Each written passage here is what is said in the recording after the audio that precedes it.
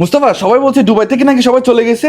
আরে কে বলেছে? তুমি নিজেও তো দুবাই থাকছো। এই যে দেখো, এখানে পাবলিক ট্রান্সপোর্ট চলছে, প্রাইভেট কার চলছে, স্কুল বাস সবকিছু খোলা। তাহলে কেন তুমি এই কথা বলছো?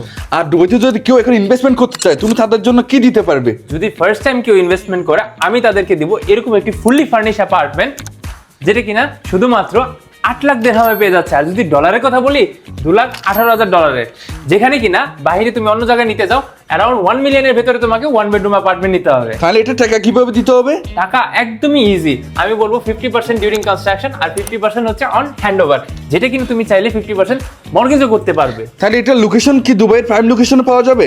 একদম প্রাইম লোকেশনে আমি তোমাকে নিয়ে দিব, যেখানে কিনা 28 থেকে 30% পর্যন্ত লাস্ট 3 ইয়ার্সে হাইক হয়েছে। তাহলে বুকিং করার জন্য কি করতে হবে? তাহলে বুকিং করার জন্য এখনই আমার সাথে যোগাযোগ করতে হবে।